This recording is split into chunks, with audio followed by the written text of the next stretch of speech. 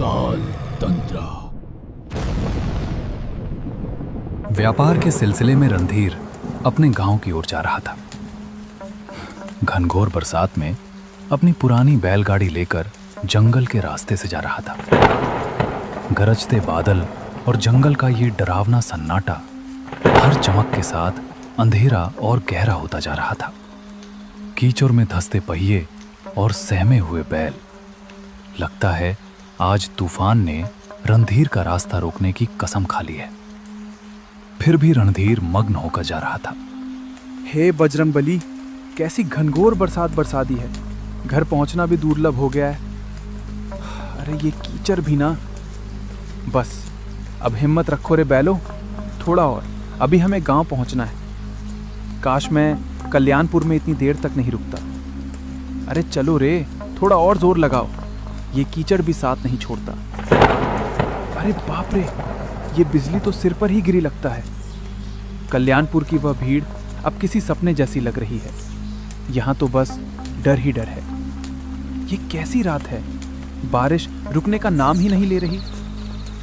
अरे बजरंगबली, कहीं ये वही रास्ता तो नहीं जहाँ की कहानियाँ लोग सुनाते हैं। दिल धक धक कर रहा है मेरा। काश अब जल्दी कोई आसरा मिल जाए। बारिश अब और भी तेज होती जा रही थी। बूंदें इतनी वेग से गिर रही थीं कि चेहरे पर पड़ते ही हल्की सी चोट का एहसास होता था। आसमान में बिजली बार बार चमक रही थी और बादलों की गड़गड़ाहट से धरती जैसे कांप उठती थी। चारों ओर सन्नाटा पसरा हुआ था। न कोई इंसान, न कोई आवाज, बस बारिश की लगातार ध्वनि और दूर कहीं से आती जंगली जानवरों की डरावनी आवाजें। रणधीर का दिल जोर जोर से धड़कने लगा। उसने इस रास्ते के बारे में कई डरावनी कहानियां सुनी थी। दिन में ये रास्ता सुरक्षित लगता था, मगर इस तूफानी रात में सब कुछ भयानक रूप ले चुका था। तभी अचानक उसे दूर कहीं से मंदिर की घंटी की आवाज सुनाई दी। अजीब बात यह थी कि वो आवाज बारिश के शोर के बीच भी साफ और गूंजती हुई सुनाई दे रही थी। रणधीर ने ध्यान से सुना। अरे ये आवाज, ये तो मंदिर की घंटी जैसी लग रही है।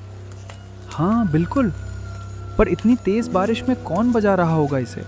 रणधीर ने बैलों को उस आवाज की दिशा में मोड़ दिया। कुछ दूरी तय करने के बाद उसे घने पेड़ों के बीच एक बहुत ही पुराना हनुमान मंदिर दिखाई दिया। मंदिर पत्थरों से बना था और देखने में काफी जर्जर व प्राचीन लग रहा था। पर अजीब बात यह थी कि उसके भीतर से हल्की सी रोशनी झिलमिला रही थी। रणधीर ने अपनी बैलगाड़ी मंदिर के पास रोकी और उत्सुकता व डर के मिले जुले भाव के साथ जल्दी से मंदिर के अंदर चला गया। मंदिर बाहर से जितना पुराना लग रहा था, अंदर उतना ही स्वच्छ और शांत था। हनुमान जी की मूर्ति के सामने अगरबत्तियां जल रही थीं और चारों ओर सिंदूर और चंदन की हल्की सी खुशबू फैली हुई थी। ऐसा लग रहा था जैसे किसी ने अभी अभी पूजा की हो, मगर वहां कोई दिखाई नहीं दे रहा था। कोई है यहाँ? कृपया बाहर आइए, मैं रास्ता भटक गया हूँ। बारिश बहुत तेज हो रही है, रास्ता कीचड़ में डूब गया है। बैल भी थक गए हैं। अगर थोड़ी देर यहीं रुक जाऊं तो कोई आपत्ति तो नहीं? अजीब है, मंदिर में रोशनी जल रही है, अगरबत्तियां भी सुलगी हैं, फिर कोई दिख क्यों नहीं रहा? कुछ देर बाद मंदिर के पीछे वाले कमरे से एक वृद्ध साधु प्रकट हुए, जिन्होंने गेरुए वस्त्र धारण कर रखे थे। उनकी लंबी सफेद दाढ़ी छाती तक लटक रही थी और माथे पर तिलक का गाढ़ा चिन्ह बना था।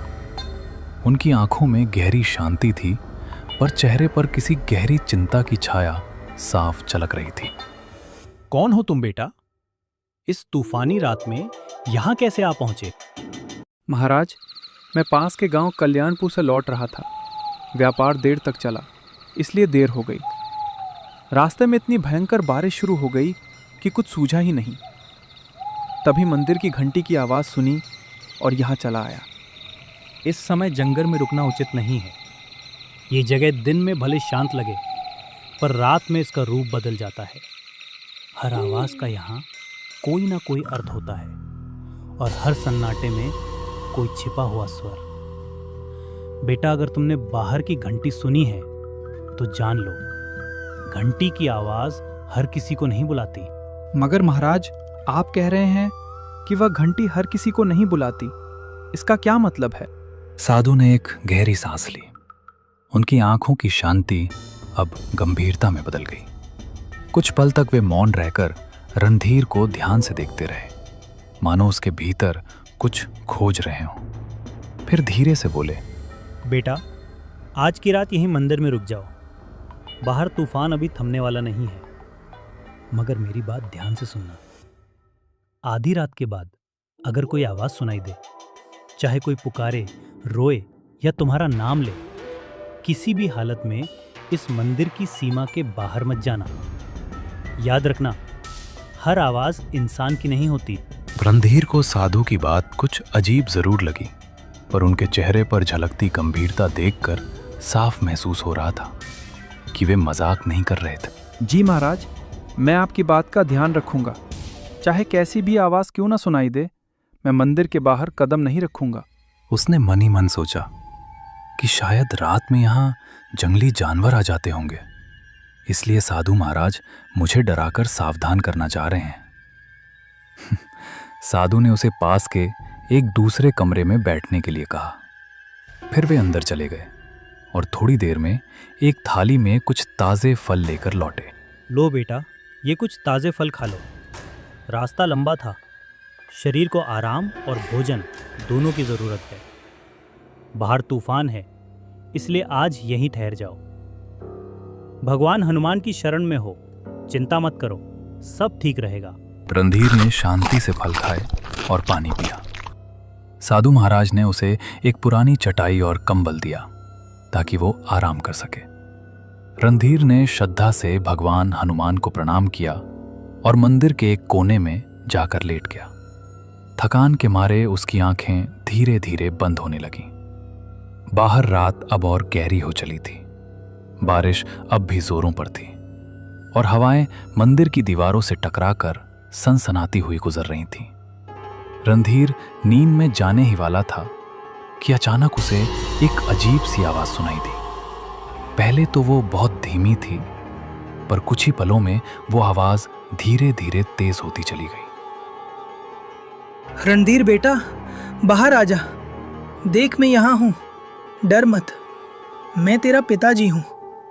तू इतनी देर से लौटा नहीं, मैं तुझे ढूंढता ढूंढता यहाँ तक आ गया। बेटा, बस एक बार बाहर आजा। देख, तेरे पिताजी तुझे बुला रहे हैं। मेरे पास आजा रणधीर। तू मुझे पहचानता है ना? मेरी आवाज सुन, मैं तुझसे मिलने आया हूँ बेटा। रणधीर, मेरी बात सुनो बेटा, मैं बड़ी मुसीबत में हूँ। कोई मुझे यहाँ से ले जाओ, वरना मैं बच नहीं पाऊंगा। तू तो मेरा साहसी बेटा है ना? बस एक बार बाहर आजा, मुझे तेरी जरूरत है। देख, मैं यहीं तेरे मंदिर के बाहर खड़ा हूँ। ठंडी बारिश में भीग रहा हूँ। जल्दी आ बेटा, मुझे बचा ले। रणधीर की आंखें अचानक खुल रहीं। वो चौंक कर उठ बैठा। उसके चारों ओर सन्नाटा पसरा था, पर वो आवाज अब और स्पष्ट सुनाई दे रही थी। अजीब बात यह थी कि वो आवाज किसी और की नहीं, बल्कि उसकी अपने पिताजी की आवाज जैसी लग रही थी। ये आवाज पिताजी की लग रही है, लेकिन पिताजी यहाँ कैसे हो सकते हैं? नहीं, ये सच नहीं हो सकता। वो तो गांव में थे। पर अगर सच में वो हैं, तो मैं कैसे अंदर बैठा रैंक रहूं? हे बजरंगबली, अब मैं क्या करूं? बाहर जाऊं या नहीं? रणधीर का दिल जोर जोर से धड़कने लगा, मानो उसकी छाती से बाहर निकल आएगा। डर और जिज्ञासा दोनों उसके मन में एक साथ उमड़ने लगे।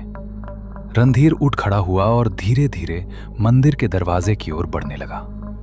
उसका हाथ दरवाजे की ओर बढ़ रहा था, जबकि मन भीतर से कह रहा था, शायद बाहर अगर पिताजी हैं और अगर सच में उन्हें मदद चाहिए तो मैं कैसे ना जाऊं। तभी अचानक किसी ने उसका हाथ कस कर पकड़ लिया। रणधीर सिहर उठा। पीछे मुड़ा तो देखा साधु महाराज उसके पीछे खड़े थे। उनकी आंखों में गहरी गंभीरता और एक अनकहा डर झलक रहा था। रुको बेटा, एक कदम भी बाहर मत रखना। मैंने तुम्हें पहले ही चेतावनी दी थी। जो आवाजें बाहर से आती हैं वे इंसान की नहीं होती। महाराज, पर वो तो सच में मेरे पिताजी की आवाज़ है। वही पुकार रहे हैं मुझे। कह रहे थे कि वो मुसीबत में है।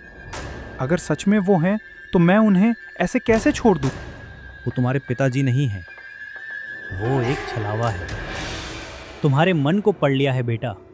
ये उसी की आवाज में निकालती है जिसके लिए तेरे दिल में सबसे गहरा प्रेम हो। ये जानती है कि तेरे मन में अपने पिताजी के लिए कितना स्नेह है, इसलिए उसी का रूप धारण करके तुझे बुला रही है। कई यात्री इसके इस छल में फंस चुके हैं और फिर कभी लौटे नहीं। रणधीर बेटा, तू मुझे क्यों नहीं सुन रहा? मैं बहुत दर्द में हूँ। तेरे पिताजी हूँ मैं। देख, मैं यही बाहर हूँ, बारिश में भीग रहा हूँ। मुझे अकेला मत छोड़ बेटा। बस एक बार बाहर आ जा। अगर तू नहीं आया तो मैं बच नहीं पाऊंगा।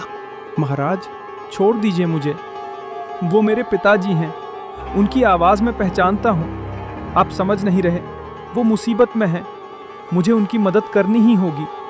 कृपया जाने दीजिए। मैं उन्हें ऐसे नहीं छोड़ सकता। वो मुझे पुकार रहे हैं महाराज। याद रखना, अगर तू बाहर गया तो तेरा नाम भी उनमें शामिल हो जाएगा। साधु ने झटके से रणधीर को वापस अंदर खींच लिया और जमीन पर बिठा दिया। फिर वे सीधे हनुमान जी की मूर्ति के सामने जाकर पद्मासन में बैठ गए और ऊंचे स्वर में मंत्र जपने लगे। पंडित, तुम कितना भी मंत्र जाप कर लो, मुझे नहीं रोक पाओगे। मैं फिर आऊंगा, बार बार आऊंगा। जब जब कोई इस मंदिर में कदम रखेगा, मैं उसे पुकारूंगा। तुम मुझे बांध नहीं सकते। मेरी छाया हर दिशा में फैली है। हर हवा में मेरा नाम गूंजता है। ओम हनुमते नमः। ओम रामदूताय नमः। हर हर महादेव। रक्षामि रक्षामि। उनके मंत्रों की गूंज पूरे मंदिर में फैल रही। धीरे धीरे बाहर की आवाज पड़ने लगी, मगर पूरी तरह से थमी नहीं। साधु ने मंत्र जाप जारी रखा। उनके माथे पर पसीने की बूंदें चमकने लगी थीं और पूरा मंदिर एक अजीब रहस्यमयी ऊर्जा से भर गया था। रणधीर डर के मारे कांप रहा था। उसका दिल तेजी से धड़क रहा था। अब डर मत बेटा, वो शक्ति अब लौट गई है। इस मंदिर की रक्षा स्वयं बजरंगबली करते हैं। तुम अब निश्चिंत होकर सो जाओ, मैं यहीं बैठा रहूंगा। कुछ देर बाद बाहर की सारी आवाजें एकदम थम गईं। अब बस बारिश की लगातार गिरती बूंदों की आवाज रह गई थी। रणधीर कांपते हुए वापस अपनी चटाई पर लेट गया, मगर उसकी आंखों में नींद कहाँ थी। वो पूरी रात जागता रहा। हराहट पर उसका दिल सहम उठता था। जब सुबह की पहली किरण मंदिर के अंदर पहुंची तो रणधीर धीरे धीरे उठा और बाहर निकल आया। बारिश अब थम चुकी थी, लेकिन मंदिर के चारों ओर जमीन पर अजीब से पैरों के निशान बने हुए थे, जैसे कोई अनजानी चीज रात भर मंदिर के इर्द गिर्द घूमती रही हो। तभी साधु महाराज अपनी कुटिया से बाहर आए। उन्होंने चारों ओर देखा और गहरी सांस ली, मानो किसी लंबे संघर्ष के बाद राहत मिली हो। देख रहे हो बेटा, ये निशान, ये उसी छाया के हैं जो पूरी रात मंदिर के चारों ओर मंडराती रही। वो कोशिश कर रही थी कि तुम्हें बाहर खींच ले जाए, तुम्हारे मन के प्रेम का इस्तेमाल करके तुम्हें अपने जाल में फंसाए। पर भगवान हनुमान की कृपा से वो इस मंदिर की सीमा पार नहीं कर सकी। ये रेखाएं उसकी असफलता की निशानी है। वो अब भी मुक्ति नहीं पा सकी, इसलिए हर तूफानी रात में लौटता है, किसी नए मन को बहकाने। महाराज, ये छलावा आखिर कौन है? क्यों हर रात यहाँ आता है और क्यों मुझे अपने पिताजी की आवाज़ में बुला रहा था? इसका क्या रहस्य है? इसकी पिछली कहानी क्या है? बेटा, ये छाया कोई साधारण आत्मा नहीं है। कभी ये भी एक इंसान था, एक औरत जो अपने पत्नी की मौत के बाद पागलपन की हद तक टूट गया था। कहा जाता है कि वो अपने दुख में इतनी डूब गया कि उसे जीते जी शांति नहीं मिली। एक तूफानी रात में उसने इसी जंगल में अपनी जान दे दी। तभी से उसकी आत्मा इस जगह से बंध गई। वो अब भी अपने अकेलेपन और दर्द से मुक्त नहीं हो पाई है। वो अपने दर्द में सबको शामिल कर लेना चाहता है। वो जानती है कि इंसान का सबसे बड़ा प्रेम किससे होता है? अपनेपन से, अपने पिताजी से, अपनी संतान से। इसलिए वो उसी आवाज में पुकारती है ताकि जो सुन ले वो खुद को रोक ना सके।